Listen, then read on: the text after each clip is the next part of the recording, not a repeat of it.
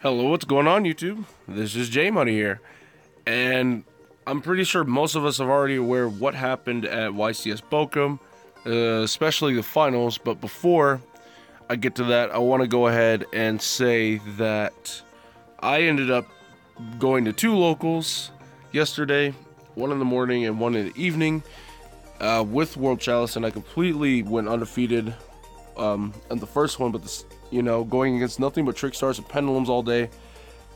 And at the second one, I went against three pendulums in a row, a burning abyss, and a trick star, and Swiss, and missed out on the top cut. I lost to two of the pendulums, and I won against the one.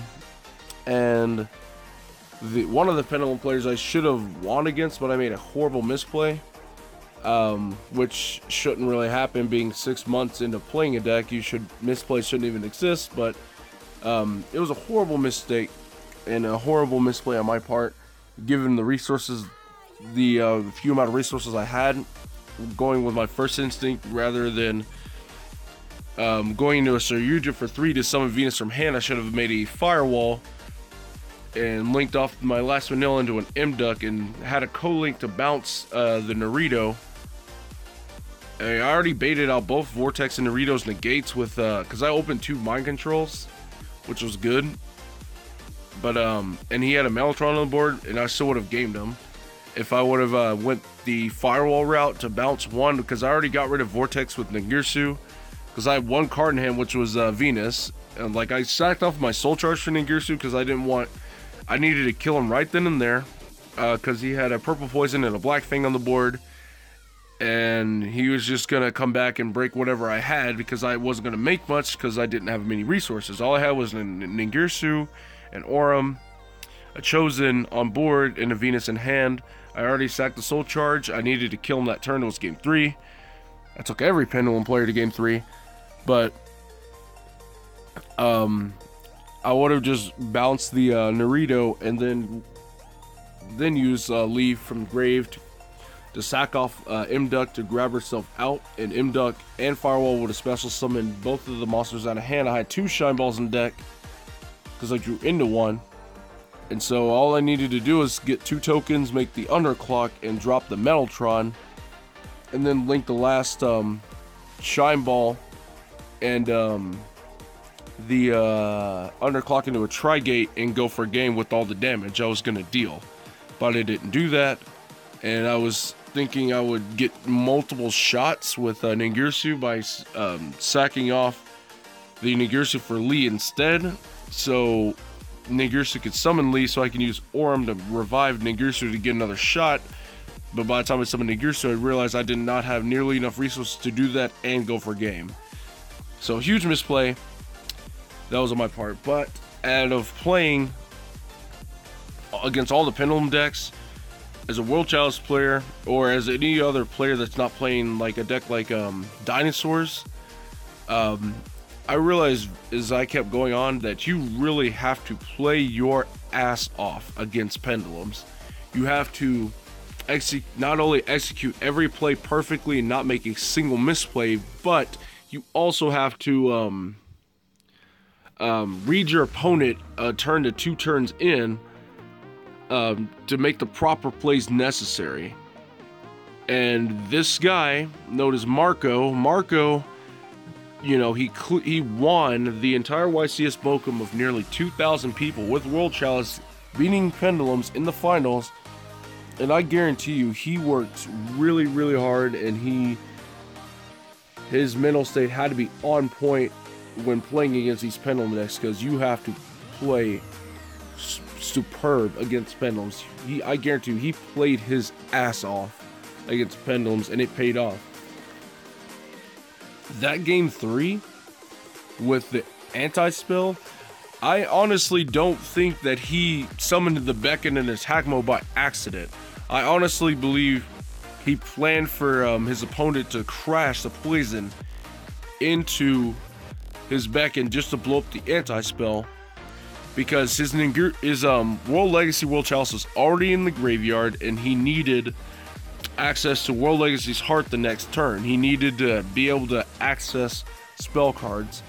I honestly believe that his opponent, Marcus, blowing up the anti-spell was the best thing to happen to Marco, simply for the fact that he knew he needed to make a big push the next turn, and in order to do so, he needed to access power spells. And if his opponent didn't kill the anti-spell and he got into things like Soul Charge or Monster Reborn and searched his World Legacy's Heart, he wouldn't have been able to activate any of those cards, and he would have lost the game. He would have lost the entire tournament.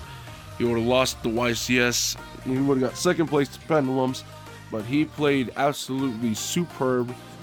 And his deck list was, I don't have the whole deck list, but I know from the few cards and from the few matches I've seen, there's cards he wasn't playing and there's cards he were playing. First off, he didn't play a single copy of Exodius, which surprises me, and it surprises a lot of us other World Chalice players, because we always saw it as a automatic staple 2, if not 3 of, simply for the fact that it resets the game state if your board got broken, and it can turn some mediocre-ish hands into fairly great hands, provided you had Venus in your hand. But Exodius it depends on Venus 7 to 8 times out of 10, really. Most of the time I go for big damage with this guy, but it was nowhere to be seen in his deck. And the most surprising factor was him playing the Eva package. Now, when Eva came out in the Fairy Structure deck, a lot of us World Chalice players actually fiddled around with the Eva package. Now, it slowly started leaving our decks because we needed more starter cards and more extenders, and that's not what these cards were. Now, some World Chalice players kept them in, but he only played 1 copy of Eva and 1 copy of Herald. Now, I saw second Herald game 3, he might have sided him in, knowing for a fact he was going first and he needed to stop any and all disruptions. However, the one person I do want to see a reaction from is Phoenix Slayer. I want to see Phoenix Slayer's reaction because he had just a couple weeks ago made a video just hounding on the Eva package and why it's bad and why you shouldn't play it. So his reaction I'm definitely looking forward to seeing.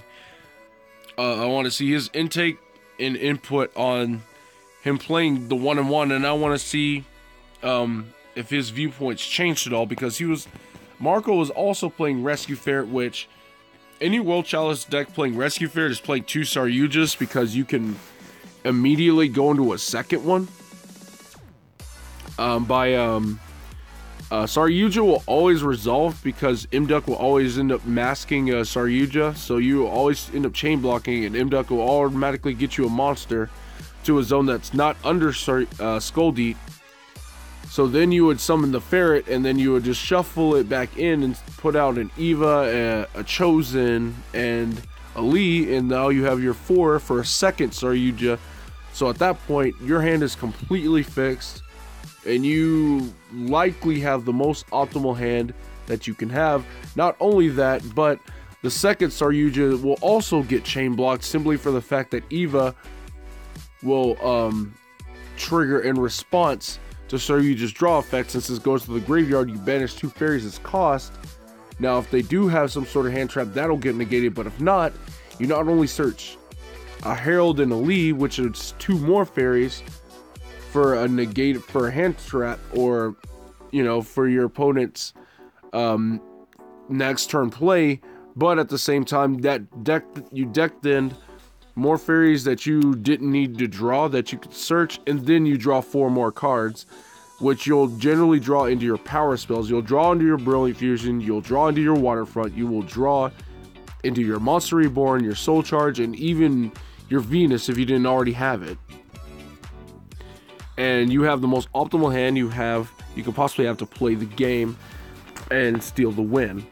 Now, this guy, once again, congratulations, Marco. You did the impossible, at least what I thought was impossible, for the next 4 months to come. Similarly, for the fact that I didn't see World Chalice topping, or let alone winning at YCS until Flames of Destruction, when we got all that absurd BS. that was just going to fuel and superpower the deck. But he managed to do it post Extreme Force, which, you know, I predicted World Chalice would probably make some sort of top somewhere in a big event, because Saryuja or Scoldite is just that important to the deck, fixing those clunky hands. And Scoldite indeed did its job. But regardless, the Marco, he played absolutely superbly, and I am proud to, and he is a part of our World Chalice group. So, you know, I guess I speak for, along with every other World Chalice player. You did it, bro. We shared our energy with you on the final round for that awesome little Spirit Bomb finish. So, with that being said, congratulations, man. Now I can't wait to see what it happens in the next weeks when it comes to the decks people choose to play now, the techs people play. Not only that, but the secondary market. I can just see Scoldie being like $50 right now. I honestly won't be surprised if it does hit 50. I already have mine, so it's fine. Now World Chalice is officially on competitive players' radars, and it's still, you know, I guess in their eyes it's probably still going to be a bad deck, or it's no longer a bad deck and now they need to sideboard for it, which, you know, we'll just have to wait and see what happens. Maybe the World Chalice cards will even spike up in price for those who actually want to pick up the deck. And I guarantee you a good number of people will pick up the deck and try to play it and don't understand how it works, or, you know, have mediocre plays because they just don't understand just how far you can go with mediocre looking cards, and it'll just scrap the deck altogether, which will be right back to where we are today. So with that being said, that's all I got to say. Again, I'm looking forward to Phoenix Flare's reaction to this, but we did it, boys. We did it. World Chalice did it. We finally established ourselves. We always kept the faith, and our faith paid off. So thank you guys for watching. This is J Money, and I'm signing out.